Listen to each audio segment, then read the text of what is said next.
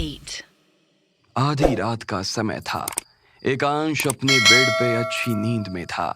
बाहर से एक लाइट की थोड़ी सी रोशनी एकांश के कमरे में पड़ रही थी। कुछ आवाज सुनकर एकांश की आंख खुल जाती है। वो धीरे से अपनी आंखें खोलता है।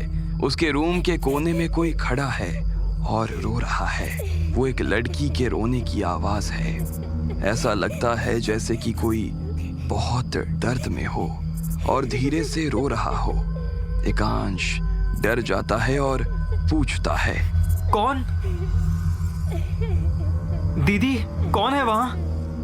एकांश डरते हुए रूम की लाइट ऑन करता है और देखता है कि कोने में कोई नहीं था। जैसे ही वो चैन की सांस लेता है, उससे अब रोने की आवाज किचन से आने लगती है। वो धीरे से उठ के डरते हुए किचन में जाता है। वहां देखता है कि सिंक में पानी का टैप खुला है।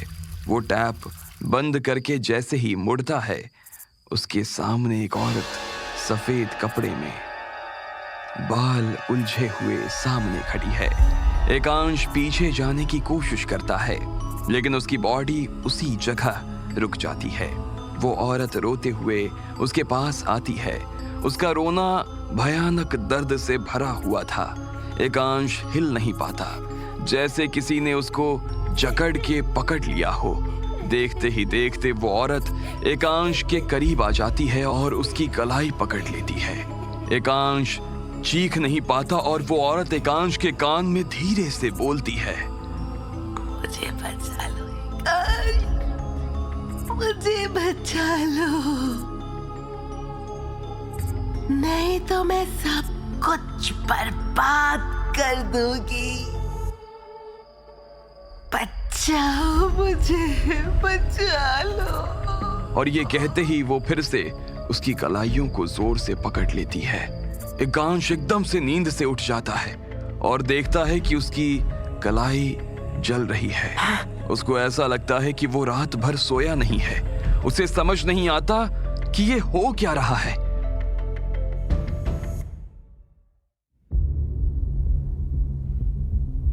सुबह होते ही सुधीर ने अपने भाई शैलेंद्र को कॉल किया।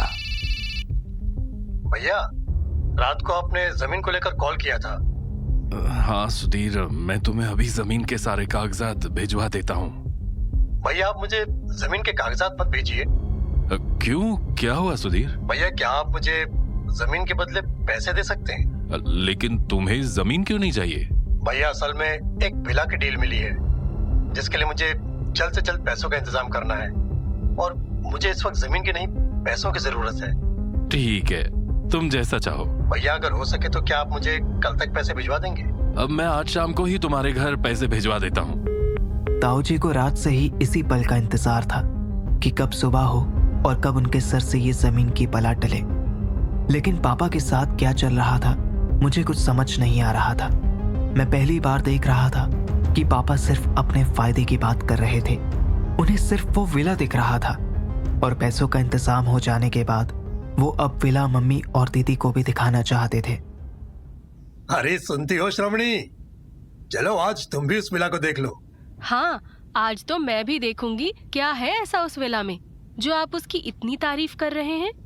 अरे तुम उस विला को देखोगी तो बस देखती ही रह जाओगी। तुम्हारा मन भी वहाँ रहने को करने लगेगा। एक बार चलकर देखो तो सही। हाँ ठीक है। मैं दिया को भी बोल देता हूँ, वो ऑफिस से सीधा विला ही आ जाएगी। पापा ने तो विला में जाने के सपनों को बुनना शुरू कर दिया था। लेकिन दूसरी ओर जब ताऊजी ने पापा से बात करके फोन रखा तो ताई जी ने उनसे पूछा, अचानक आपको क्या हुआ? आप सुधीर को पैसे क्यों दे रहे हो? हाँ, उसे एक विला खरीदना है और वैसे उसके बदले वो जमीन हमारी हो जाएगी।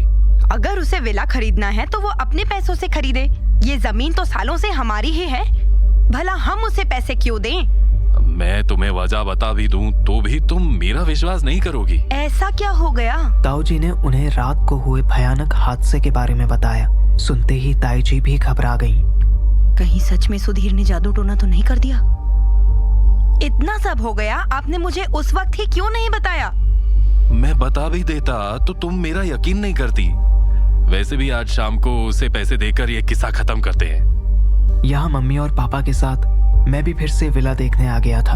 मेरे मन में अभी भी रात का सपना ही चल रहा था कि वो कौन थी और उसे क्या चाहिए था। पिछली बार की तरह ही पापा ने विला के गेट पर पहुंचते ही तारीफों के पुल बांधना शुरू कर दिए थे। जैसे ही मैंने विला के अंदर अपना कदम रखा, मुझे एक अजीब सी आवाज सुनाई देने लगी, बिल्कुल कल रात के सपने की तरह। मैं यहाँ हूँ, मुझे निकालो, मेरे पास आओ, मेरी मदद करो। जैसे ही मेरे कानों में ये आवाज पड़ी, मुझे ऐसा लगने लगा जैसे कोई मुझे इस आवाज की तरफ खींच रहा है। मेरे हाथ और पैर को ये क्या हो गया? ये अचानक सुन क्यों पड़ गए? मुझे ऐसा लग रहा था जैसे मेरे पूरे शरीर को जंजीर से बांधा हो।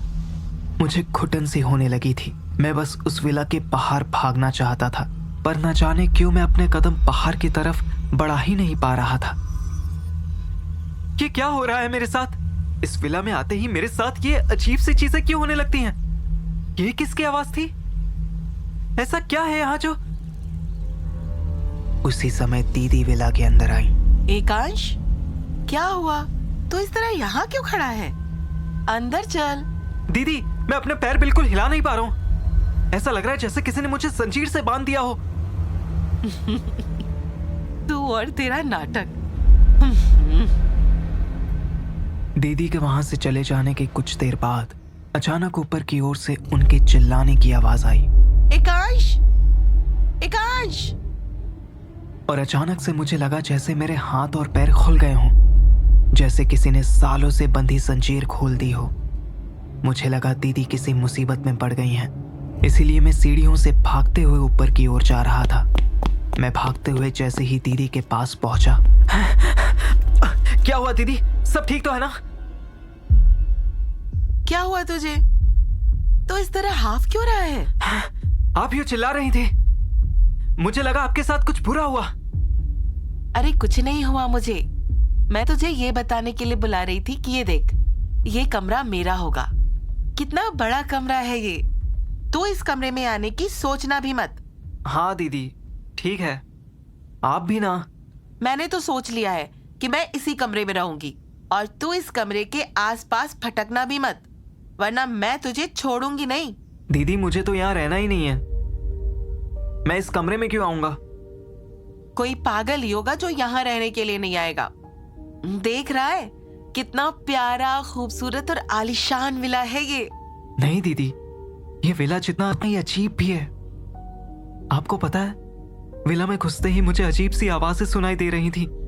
दिन में भी सपने देखने लगा है तू?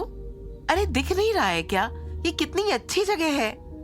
ऊपर से इतने बड़े शहर में होकर भी ये घर चारों तरफ से पेड़ पौधों से घिरा हुआ है। उस वक्त बस मैं यही सोच रहा था कि दीदी को अपनी बात का विश्वास कैसे दिलाऊं। उतने में ही दीदी फिर बोल पड़ी। एकांश, ये देख, ये खिड़की से वो झरना देख। झरना कितना नजदीक है ना, और कितना सुंदर भी। जब मैं यहाँ रहूंगी ना, तो पूरे टाइम मैं इस खिड़की पे ही बैठी रहूंगी। झरना भी दिखेगा और पानी की आवाज भी सुनती रहूंगी। और तो और घने पेड़ पौधे होने की वजह से सुबह सुबह चिड़िया भी हमारे आसपास उड़ती और चहकती रहेगी।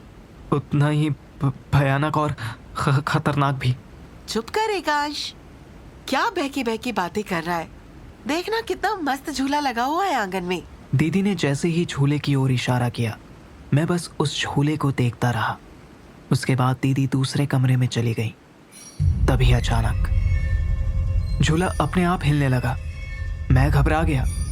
मैंने देखा हवा का कहीं भी नामो निशान नहीं था, पर फिर भी झूला आगे पीछे तेजी से झूलने लगा, मानो जैसे कोई उस पर झूल रहा हो। फिर मैं भागकर दीदी को बुलाने गया और दीदी को फिर से कमरे में ले आया। दीदी, वो देखो वहां झूले को। हाँ, क्या हुआ? नहीं दीदी, ध्यान से देखो, वो अपने आप हिल रहा है। अरे यहाँ हवा देख कितनी तेज है, और इतनी तेज हवा से तो झूला हिलेगा ही। अरे अभी तो हवा नहीं थी, ये अचानक कैसे चलने लगी? दीदी, वो झूला हवा से नहीं हिल रहा है। चुप कर एकांश, जब से आई हूँ तब से कुछ भी बोले जा रहा है। कोई भी मेरी बातों पर ध्यान नहीं दे रहा था। पापा और दीदी को विला इतना पसंद आया कि वो दोनों मेरी बात सुनने को तैयार ही नहीं थे। पापा तो जैसे किसी के वश में थे ही, लेकिन अब लगने लगा था कि जैसे विला को लेकर दीदी भी किसी के वश में हो रही थी। विला देखकर जब हम सब वापस घर आए, मैंने मम्मी से विला को लेकर बात करने की कोशिश की। मम्मी, आपको तो विला पसंद नहीं आया होगा ना? आपको तो वहां जाने का बिल्कुल मन नहीं कर रहा होगा। बेटा, विला तो बहुत अच्छा था। पहले तो मेरा मन नहीं था जाने का, लेकिन उसे देखने के बाद मुझे वहां जाने में ऐतराज नहीं है। वहां का माहौल देखकर मुझे जगह बहुत पसंद आई। मम्मी की बातें सुनकर मुझे पता चल गया था कि मम्मी का भी मन बदल गया है, तो मुझे लगा कि मम्मी को सब कुछ सच सच बता देना चाहिए। मम्मी, मुझे वहां बहुत अजीब सा महसूस हो रहा था। विला में कदम रखते ही ऐसा लग रहा था जैसे कोई मुझे एक जगह पर बांधने की कोशिश कर रहा हो। और तो और वो आंगन में जो झूला था वो खुद ब खुद हिल रहा था। एकांश बेटा, हो सकता है ये सब तुम्हारा वहम हो। मम्मी, हम यहाँ पर नहीं रह सकते। मेरा वो विला जाने का बिल्कुल मन नहीं है। और तो और वहां ऐसा लग रहा था जैसे वहां कोई और भी था। बेटा, हम सभी को वो विला बहुत अच्छा लगा, और है भी कितना अच्छा। और अब तो पैसों का भी इंतजाम हो गया है। मम्मी मेरी बात समझ नहीं रही थी और उस बात पर मेरा गुस्सा बढ़ता जा रहा था। कोई मेरी बात पर यकीन क्यों नहीं कर रहा है? तभी मम्मी ने वापस मुझे गुस्से से देखा। अंदर जाओ एकांश, हम सब उस विला में रहने जाएंगे, और अब इस बारे में मुझे कोई बात नहीं करनी।